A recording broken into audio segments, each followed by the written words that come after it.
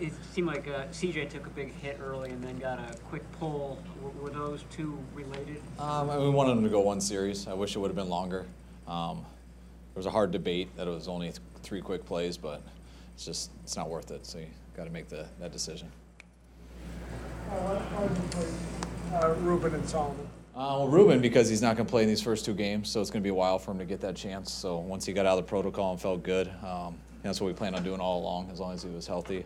And then Solomon, it was, really between both of us. Him and Armstead hadn't played a ton.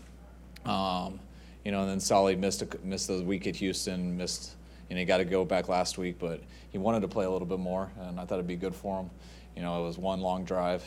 Was able to make a couple plays, and we got him out of there. So he stayed healthy, so it was a risk, but I thought something that could help him for week 1. Is Gilliam still in the protocol? Yes. When did Foster get out of it? Foster got out yesterday. Okay, and why did you choose not to play Armstead? I just didn't think he needed it. Just talking with him, he got a lot of playing time last week, felt good in practice, and I didn't want to risk it. What's your initial assessment of Richie James' game tonight, and overall how his preseason has gone so far? I think he has had a good preseason. I think a lot of our receivers have. It's going to be tough with the group that we have. I know. I can't keep all of them, but he's been consistent throughout it all, and got some opportunities tonight and came down with them.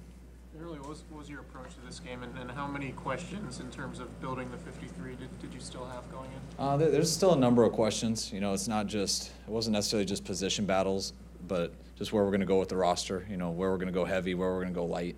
And it's going to be a few tough decisions on that we're going to have to really talk through tomorrow. Initial assessment of the offensive line that first quarter was a little rough. What's that? Your initial opinion of the offensive line that first quarter was a little rough. Yeah, the first few series it was. I think we went 3 and out twice. I think we got 1 zone read in. I think Nick pulled it. That kind of got us going a little bit. Until then, we couldn't get a first down, and stepped on a personal foul. But, yeah, they got after us early, missed a couple plays, and, it was disappointing. But, once we settled down a little bit, I thought, we finished a little bit better. How do you think Josh played? I know you said early in the week that he had a chance to overtake Mike. You haven't seen the film yet, but what are your early impressions? I'm not sure. From what I saw out there, his name didn't come up much, which is a good thing for an O-lineman. And he had 2 good days of practice. 1 real good day because we were able to have pads on. Yesterday there wasn't as much, but the day before the game. But it was a good week for Josh again, and we'll make that decision as the week goes. I don't know if that's something we'll probably know, or the world probably won't know until a week from Sunday. Is Fred Warner not playing a good indication that he's likely to start weeks 1 and 2? I think there's a real good chance, but we wanted to see the other guys tonight. Brock's still in that mix, and we'll see how Malcolm ends up playing out because Malcolm's been battling through some stuff, but he stayed healthy last week, and it's going to be one of those guys. Still, you play Jonathan Cooper that long just to see how his knee was going to respond? Yes, just giving him a chance because he hasn't been able to go as long as everyone else, and we wanted to make sure he could stay out there longer tonight and see how he reacted and make sure we have a lot of tape to watch on him when we get back in. Generally, what did you think of Beathard's play throughout this preseason? I didn't think he got a lot of great opportunities. I wasn't down on him at all.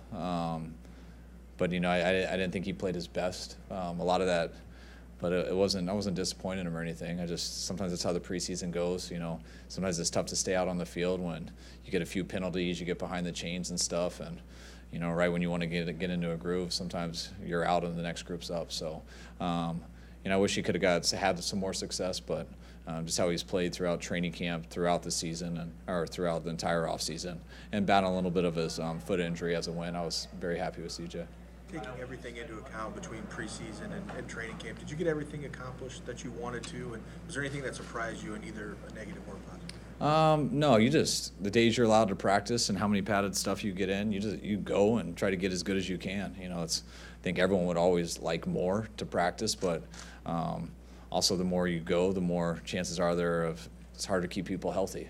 So it's a very fine line in football on how to prepare for it and get ready for this grueling season that'll be long, and also how important every player is, that you don't want to get them hurt. So I'm glad the preseason's over. I'm glad we got through it.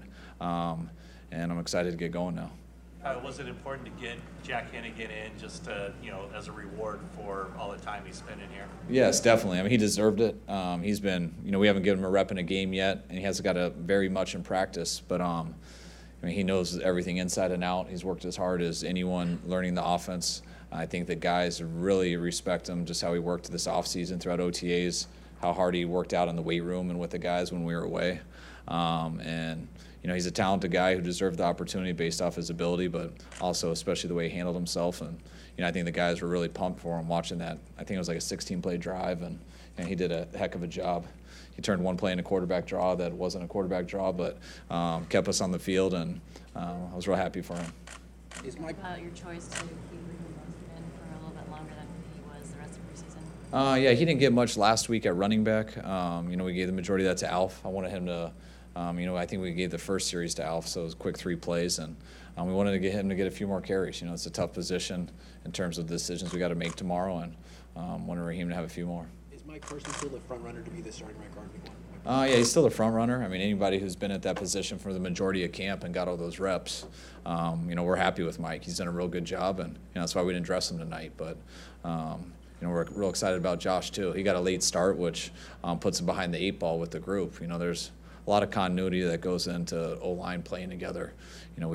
We major in double team blocks, and you get used to who's blocking next to you a lot between the center and the right tackle. So that's an advantage someone has for just being here. But Josh is a talented guy that we believe in, and he's going the right direction, and it's a good problem to have.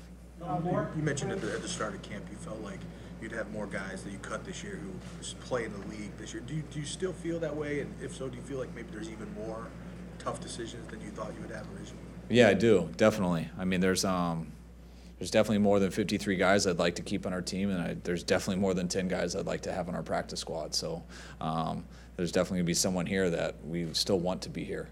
But that's the issues of the numbers that you're allowed to keep, the numbers of guys you're allowed to practice with, and that wasn't as much of a problem last year, and I hope that's a problem that we have every year.